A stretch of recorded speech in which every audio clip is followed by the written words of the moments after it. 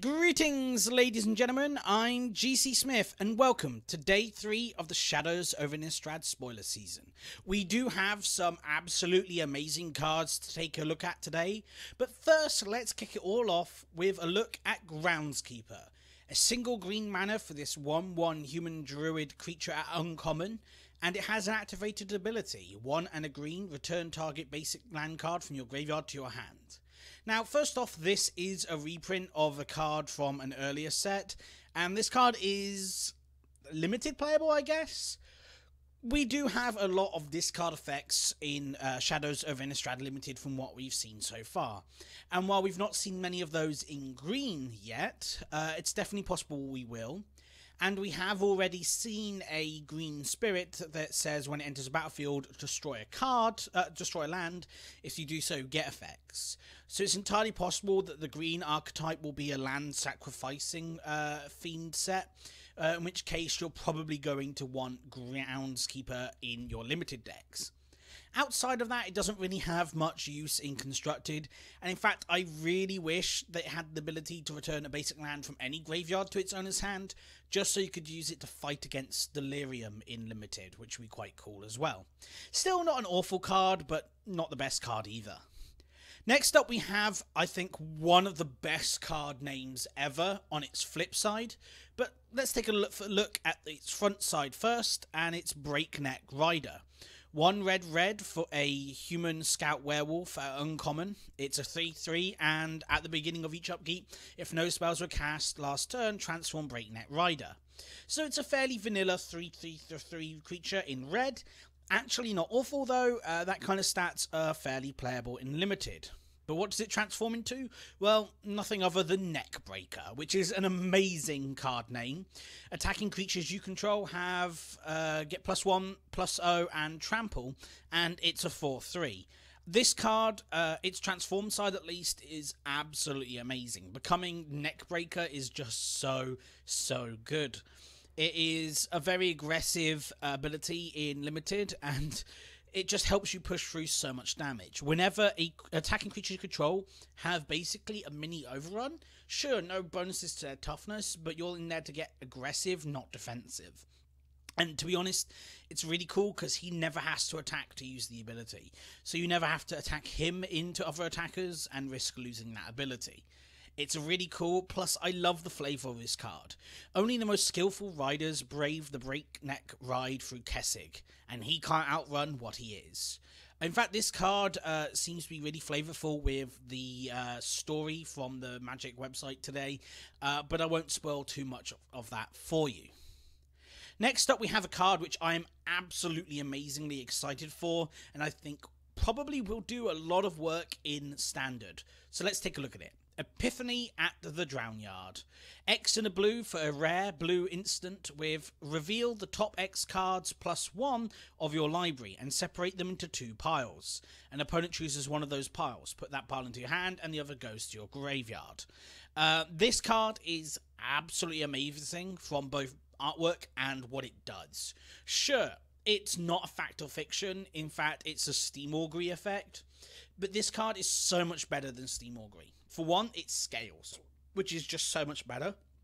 And 2, you don't need red mana to cast this. The big problem with Steam Augury wasn't that it was an awful card, and I know some people do think it is, but I had so much fun casting when I did. The big problem was it was in sandwiched between 2 formats where it was competing with better card draw engines, and was in blue-red, a deck that just never really saw much play during that period. It was competing with Sphinx's Rev in Standard with Return to Ravnica, and when Khans of Tarkir came in, it was obviously competing with Dig Through Time, effectively making a really bad card by comparison to those two. The fact that it never really found a deck to slot into either really made the card seem worse than it was, and I think Epiphany of the Drownyard will show you that even this ability isn't that bad. I mean, I know a lot of people are saying this is a punish mechanic, and it is, but you have to remember that both this and Fact or Fiction involve both of you making choices. With Fact or Fiction, of course, you make the ultimate choice of which cards you get, but you still both have decisions to make in which piles are which and what cards are in each pile. I think this card will see a lot of standard play, especially with dig through time rotating. We really need a blue card advantage, because it seems like black and green are getting it all nowadays. Next up, we have a really cool aggro card, and I know aggro players are going to both love and hate this. Olivia, Mobilized for War. 1 black-red for a legendary creature Vampire Knight, and it's a 3/3. She is amazing, and let's take a look what she does. She has flying, and whenever another creature enters the battlefield under your control, you may discard a card. If you do, put a +1/+1 counter on that creature, it gains haste into end of turn, and it becomes a vampire in addition to its other types. Now, first things to note is that it becomes a vampire permanently. It doesn't say until end of turn it becomes a vampire. All it says is it gets +1/+1 in haste until end of turn.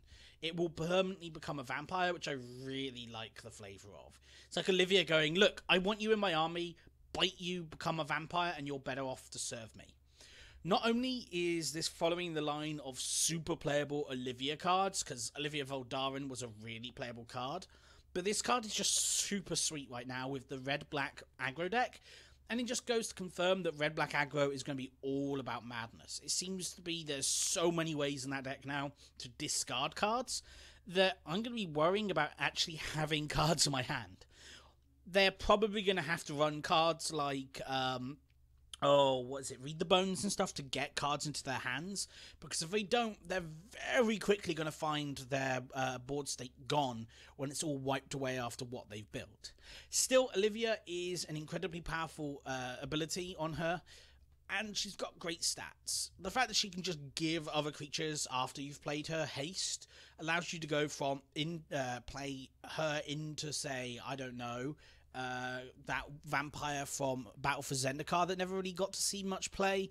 But yeah, no, Olivia's a sweet card, and she's definitely going to see a lot of play in Standard. And in Limited, oh boy, that card effect's so good.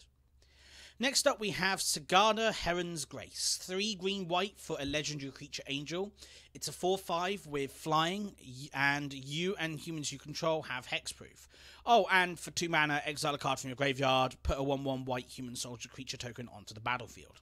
Now, I know at first glance people are going to be comparing this to Avacyn, or Archangel Avacyn, which is a fair comparison.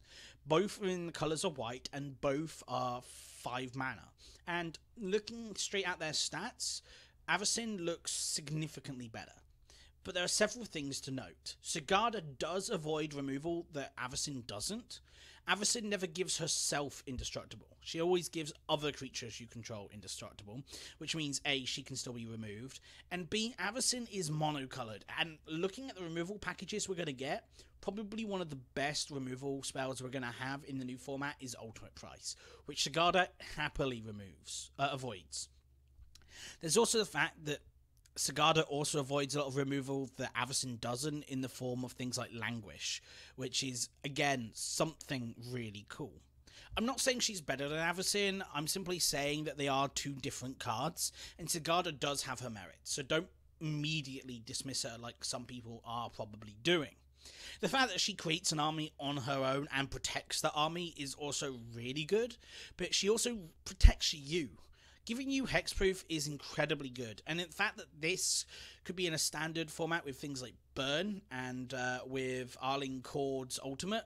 Yeah, Sigarda's perfect. I absolutely love her, and I think she'll do a lot of good work in Standard. Or at least she'll see some play in Standard. Next up we have Jace, Unraveler of Secrets. 3 blue for a Planeswalker Jace. +1, scry 1, then draw a card. -2, return target creature to its owner's hand. And -8, you get an emblem with whenever an opponent casts his or her first spell each turn, counter that spell. And it starts on 5 loyalty. Now, first things I want to say is, oh my goodness, this card seems bad. Like, not bad. The card's not awful. The stats on the card are great, actually. Quite good. But it's at 1 mana at least far too much. 5 mana should not be this ability. Or you shouldn't be paying 5 mana for this. In reality, I think this is more of along the lines of a 4 mana card, because it doesn't permanently remove things, and I don't know, it just seems to be slow.